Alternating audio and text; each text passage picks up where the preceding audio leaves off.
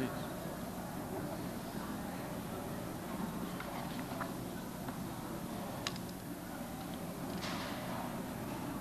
Welcome to the Wednesday SCI-Arc lecture series, as if there's a Thursday one.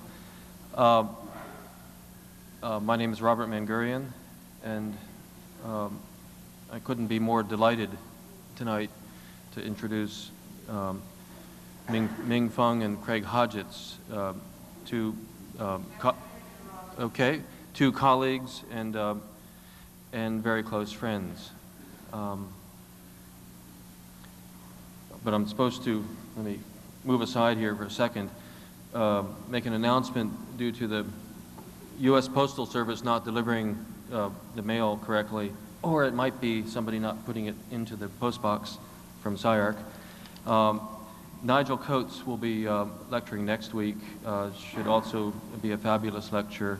As you could guess by the name, he's from England, associated with the AA, and his work is, say, kind of all over the place, but quite interesting.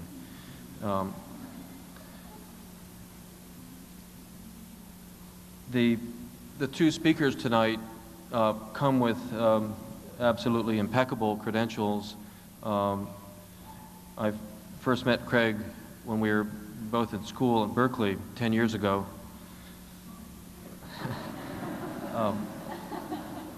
And first met Ming 5 years ago when I was teaching at UCLA, or it seems that way. Craig has a number of degrees. Yes. Okay. Degrees from various schools, most notably probably Yale, and has innumerable awards for his work with various people. Ming has graduated from UCLA, shares a number of awards in her work with Craig, and most recently, 2 years ago, was the recipient of the fellowship at the American Academy. Their work is extraordinarily broad. They, as you'll see from tonight's lecture, they are doing what an architect, or what architects and designers really should do, tackle as many things in the world to somehow involve themselves in it, to kind of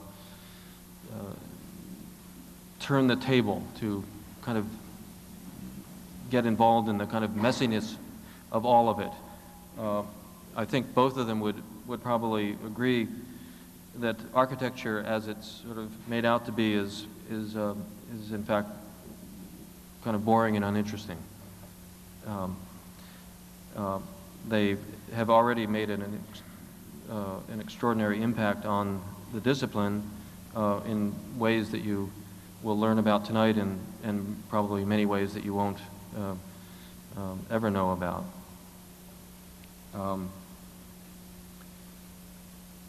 It's rare to have to wear glasses after you've only been out of school 10 years. Berkeley, 10 years ago, I saw this lad, Craig Hodgetts, organize as a student an exhibition of work. I've never seen this done before or since by students of architecture. I'm sure it happens. He and some other students, not me, I was watching, kind of in awe, exhibited work that they had done outside school. Craig exhibited a chair and some other furniture. Eugene Kupfer some paintings. Cut, New York, 8 years ago. I was hired as a model maker by what was known as Works, or not quite Works then. Craig Hodgetts and Lester Walker, I was making a model of a little store, Creative Playthings, and made it wrong, Craig pointed out to me. And in the brief discussion that we had, learned more than Craig could ever know about one's involvement in architecture. Cut. Rome, 6 years ago. At this point, I was helping Craig, or we were working together. We were in the midst of a building that I hope he shows, Southside Settlement. Craig uttered, and this is how quickly this building was designed, courtyards, and I uttered Villa Giulia and over the telephone, and that building was designed. Cut. LA, 4 years ago, a party for Alice Aycock to celebrate, I guess for us, the completion of this building, and into the milieu of what you'll see tonight comes Ming Fung. Her job that night was to, with a butcher's knife, cut the heads off of about 20 Peking ducks. Ming seemed to like it. Cut. 2 years ago, in a shop anywhere, RM and MAR are found sanding wood for 7 days in some idiotic activity. Craig and Ming, using their ingenuity and intelligence, were bending very high-tech materials, aluminum in this case, a kind of sandwich affair, into the form of furniture. The only problem was they didn't have a large oven to do this in. An autoclave would have even been better.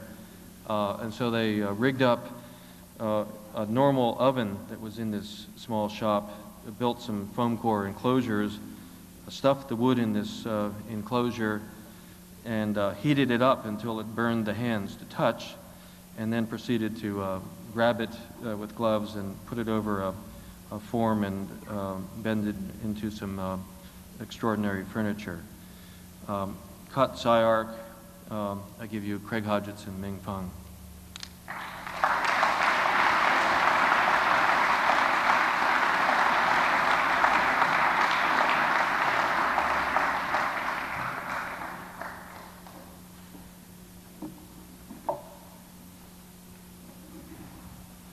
Well, I have to say that I really do like this collapsing of time frame here.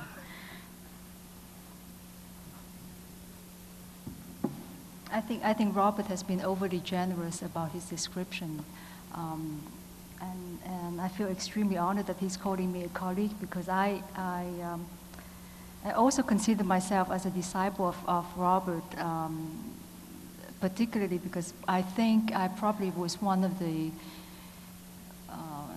first people who trample around Hadrian's Villa, I think more than 5 years ago, Robert.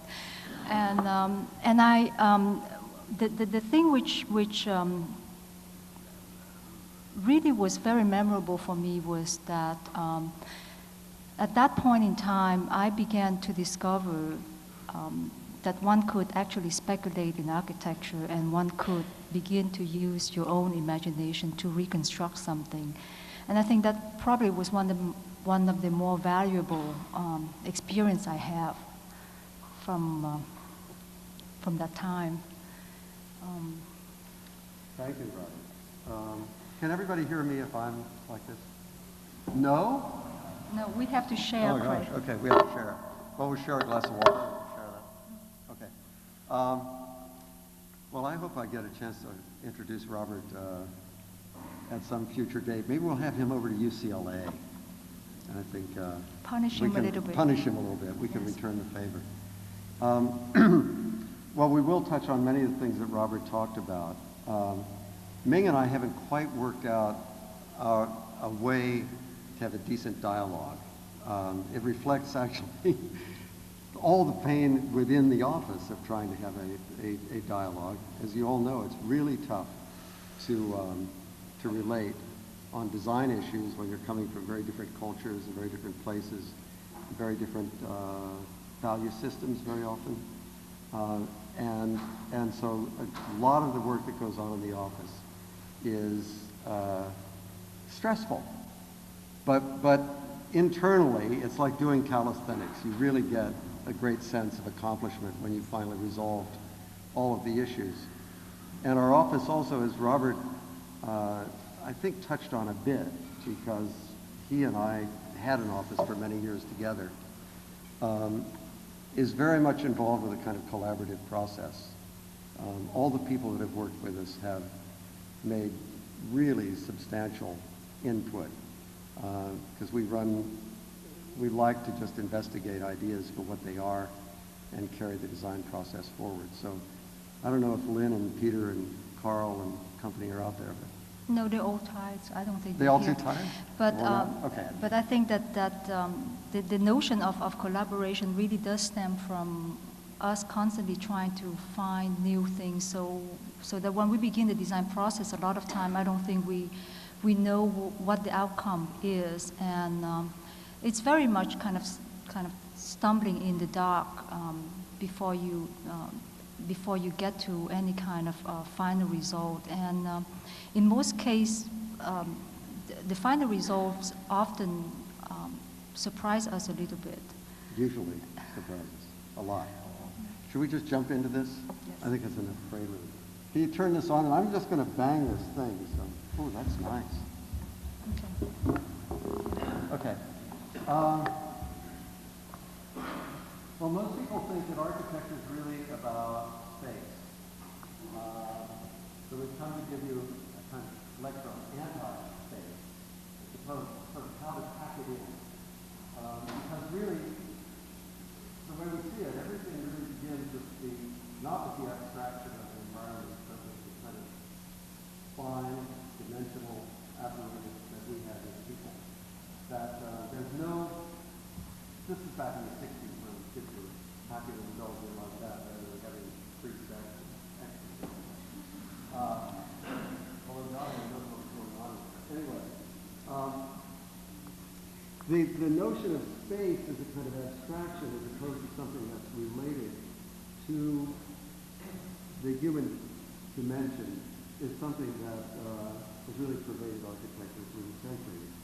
And we found ourselves not entirely by choice, partly because I was probably trained as an automobile designer and partly out of the circumstances of various clients, that many of our projects forced us to think small rather than think big.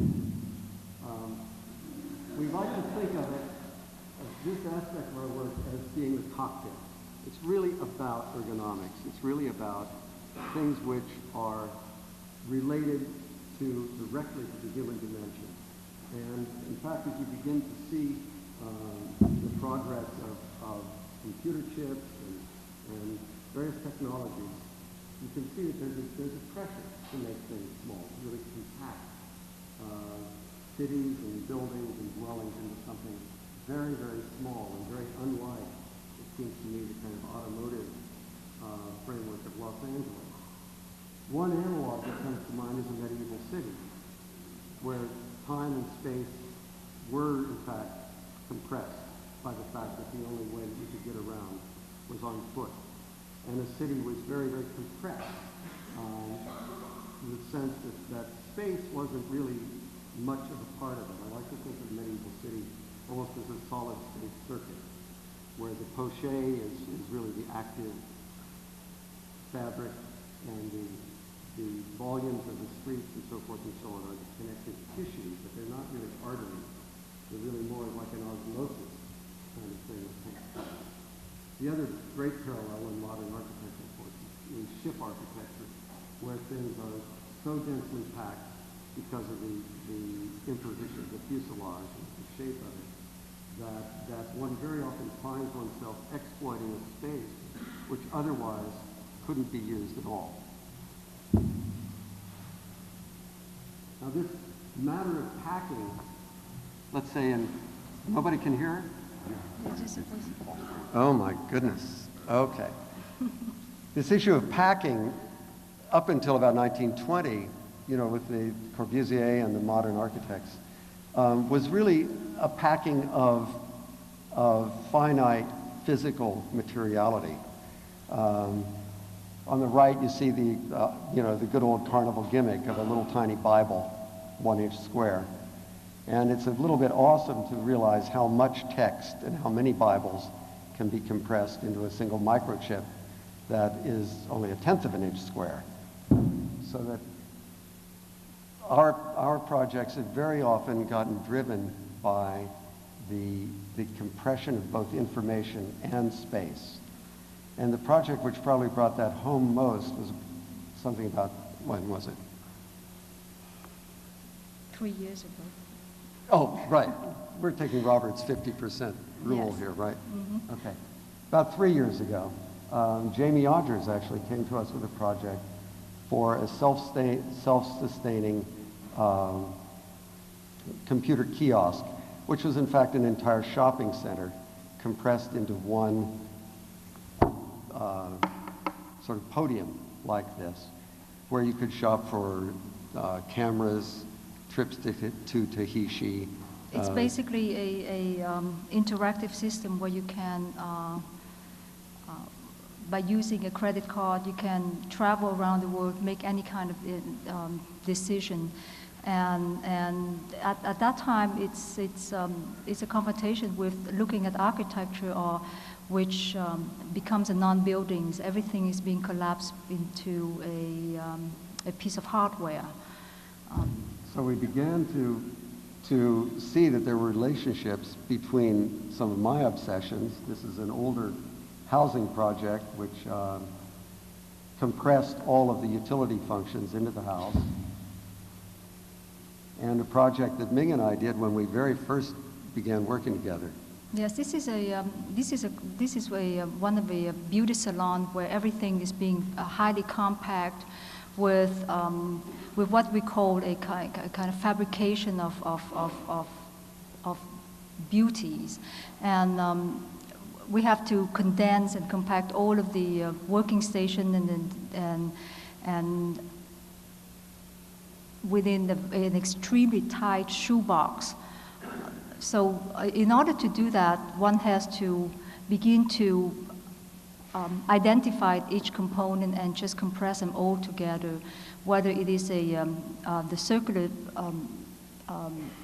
air duct that you see over there, which is to suck all the air, all the bad odor out when you're doing all of these fake nails, to a kind of podium-like for hair drying. And on this other project, which is a very small cookie stand, what we did was to start from an extremely small footprint and lift it up and give it a kind of wing-like upper story where the program could become, we could accommodate all the programs. So the footprint of the project is only the size of a compact car, 20 feet by 20 feet.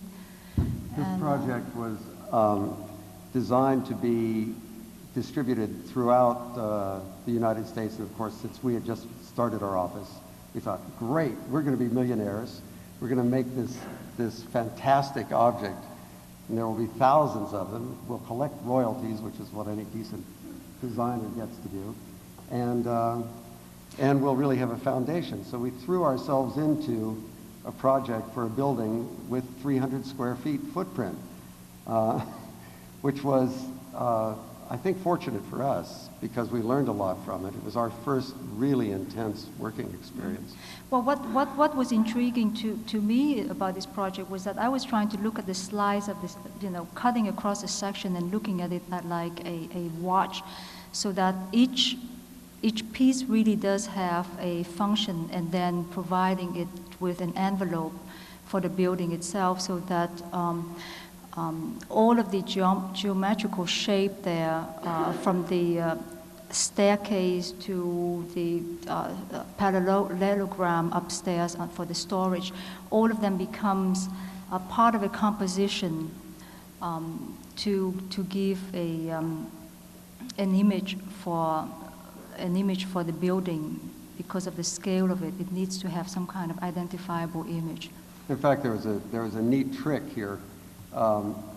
We were trying to make the mullions disappear in the building because we wanted it to appear to be a sculpture with no infill. And the trick was to, this is actually a mullion, that big round thing, the other big round thing, that's a mullion, which are also air handling ducts. So that by making the mullions bigger, we made them go away because we kind of recoded the significance of a mullion. You can see them here now. So that the kind of manipulation we began to get into here was one of challenging the conventional scale of elements in order to give them another reading.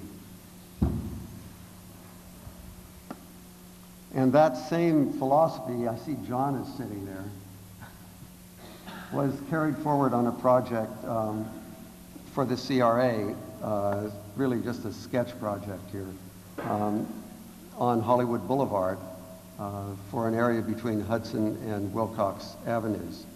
The project was to house a very, very dense and layered mixture of uses, an office building projected for the Screen Actors Guild, 600 cars of parking, single apartments and office spaces, and a community marketplace. All of those articulated within one space. And the analog that Ming spoke about before of a kind of watch, which is kind of compressed, that all of the pieces within the architectural framework are related in a very, very dense packed sort of way, was one of the governing motifs for this project. You can see here, this would be a community marketplace. There's truck stops where trucks can pull up, dump their market goods into here, send them here, and their stocking areas and so forth. And this little mini office tower behind the back is housing.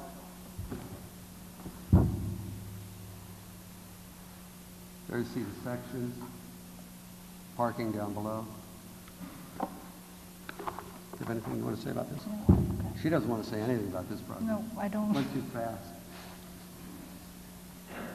When you're a little office like ours, you get lots and lots of projects that go very, very quickly, and then it disappears just as quickly. It just sort of disappears. So this one disappeared. We were kind of excited about it because it gave us the opportunity to become very contextual on Hollywood Boulevard, to kind of deny the presence of the building itself on Hollywood Boulevard, fit in with all the kind of flotsam and jetsam of the society on Hollywood Boulevard, and make a building which was not self-aggrandizing, but which in fact tried to melt into the framework of Hollywood Boulevard itself. I like this. Well, actually, this next project is for a Los Angeles headquarters for a talent and model agency, which used to, or it has its main base in New York, and the project really attempt to blend together a very ordinary, simple, casual client with a highly glamorized projected image for their trade. And one of the, going back to always confronting the same problem, was that we really have to try to combine and provide for the workforce and the need of the program began to have a configuration of a floor plan which really is composed of three main elements. There's a curved linear piece, which is a storage system, and there's a ovoid conference room for above, and there's an open cubicle lobby area, which part of it is enclosed for office building. And can we have the next slide, please? And I think that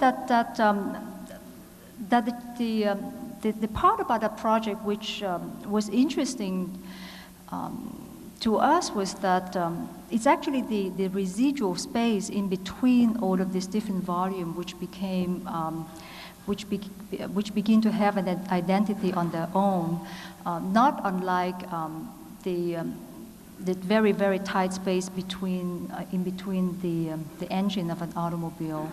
That each one of the component of the automobile does have a certain function, but it's the accidental space in between which have a life.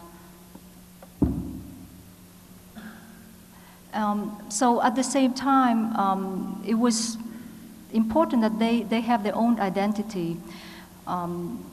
So as you know, in this exploded axonometric, you see the four different components: the ovoid, the cubicle, and everything is being tied with a very simple bridge structure which connect all the pieces together. And the office building has a glazing system which opens the space to the outside. The impression we were trying to create in the building, because it was an extremely small building, only 2,000 square feet, and we had nearly 20 working places within that, plus the people who would be coming to interact with them because it's a model agency.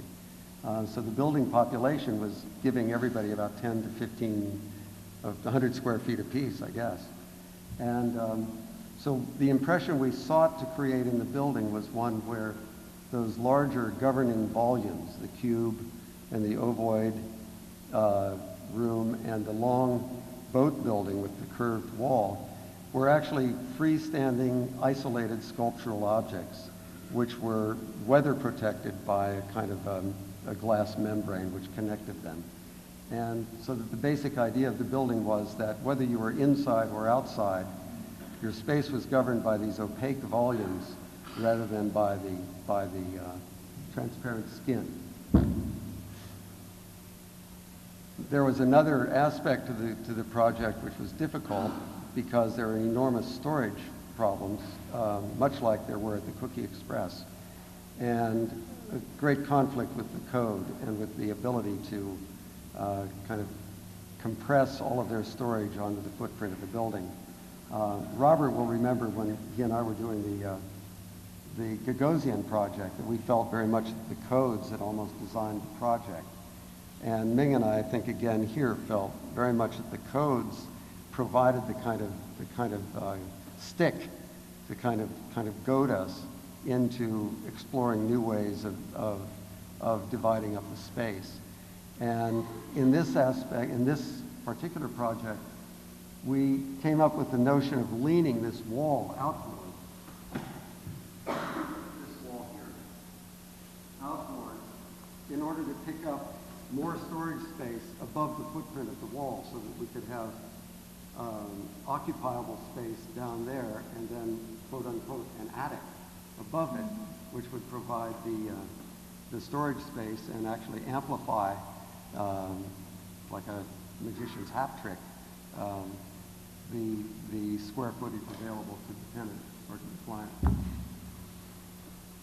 So at the same time, by exploding the space vertically, I think that some of them, sometimes you have this positive and negative reversal of a space being large at the bottom and being extremely narrow at the top, one which is not habitable, but one which sometimes one could just reach right across and be part of the other domain. And there was a kind of a ship-like attitude toward building the furniture and storage directly into the architecture, so there wasn't a clear division between architectural space and furniture space. And another consideration, I think this is that even though we wanted to have, to enlarge everything, can we focus on the right hand? Is it out of focus? Yeah, the right-hand side. Could we focus a slide, please? Thanks. There's a human scale aspect to the project, which was important. That the workplace where people actually inhabit should go to a variation in terms of scale.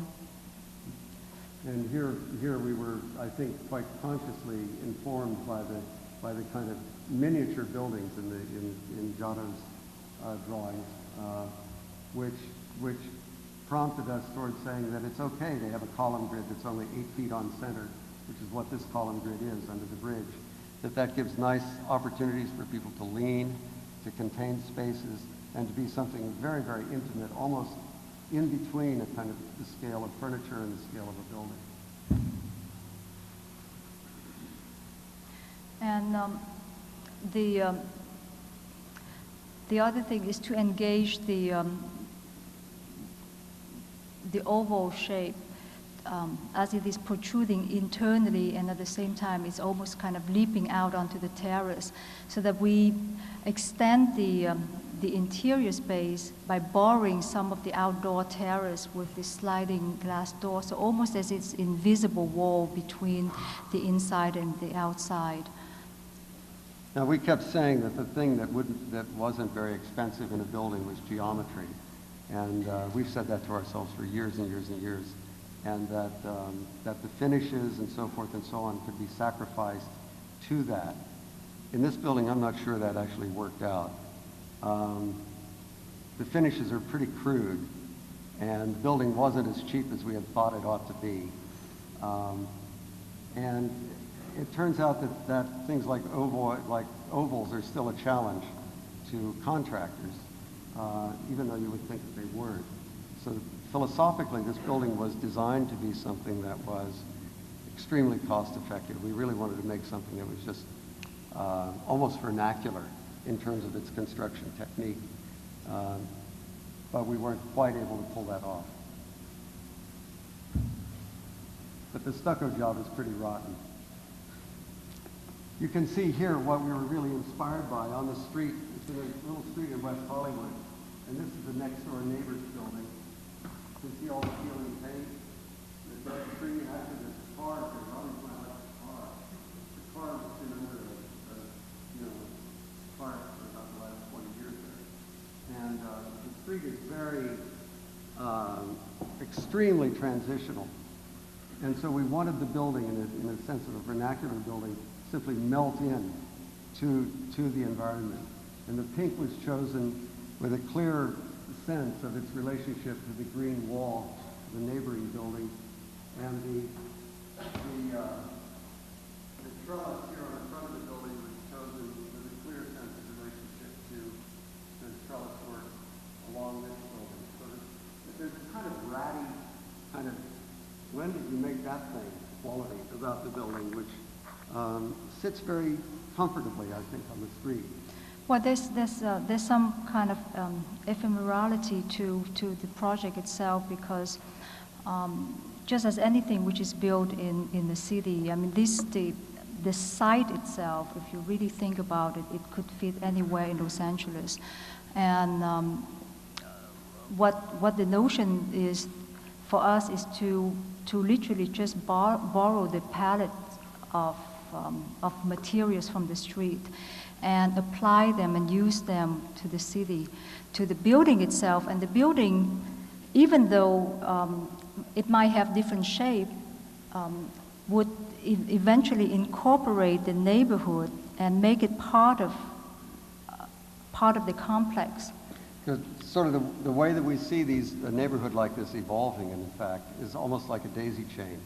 That as you make one new statement, then the next succeeding statement relates to that statement. The next statement, maybe 10 years from now, relates to that statement. So there's an evolutionary process which is set off, so that even though we knew that the building next door was perhaps not going to be there as soon as this older couple moves out and it's appropriated for some other use, we nevertheless used its geometry as a kind of basis for much of the design of this building, so that the peak of this roof here is actually on the center line of the cube of the adjacent building. So it's very much integrated into the geometry and the fabric of the neighborhood, and hopefully that will sustain the growth of the neighborhood as it moves along. And this is one of those found spaces I was talking about before when we were talking about ships. If you imagine the prow of a ship, if you've ever slept in a berth in the prow of a ship, you'll understand that even that very, very constricted space is quite useful in many ways. This space is 3.5 or 4 feet wide from this column to the wall. It's about 10 feet deep.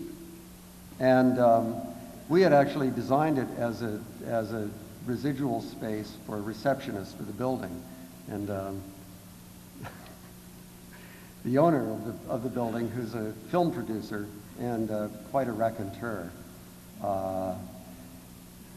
gravitated toward that space and eventually possessed it as his own space, and because it was the most comfortable place for him. So it's now kind of festooned with all of his computers and so forth and so on. But at that time, when we designed it, we thought that electronic equipment and computers are getting smaller and smaller. We didn't know, so that one could would only need a power book, and the notion of designing space which gets smaller and smaller, just from necessity, is with a high contrast with looking out into this double volume space. The view on the left is when you're on the bridge looking down into the main reception room. Is the contrast between those two, one being very expanded and one being extremely compact, as a dialogue between the two spaces is what intrigued us. And that's incidentally the chair that Robert was talking about. As Robert was making his furniture with Marianne, we were making that chair. This is the gate, in and out.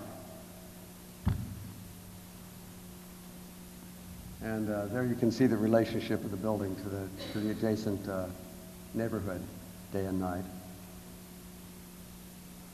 That compression of the lateral space and kind of squishing it up into the vertical space actually did create a volumetric kind of reading of it, which denied the sort of very, very meager footprint. And generally speaking, the building's occupied on all of those levels, and I think it has managed to amplify the utility of the building quite a lot. Making this nighttime photograph was a real adventure.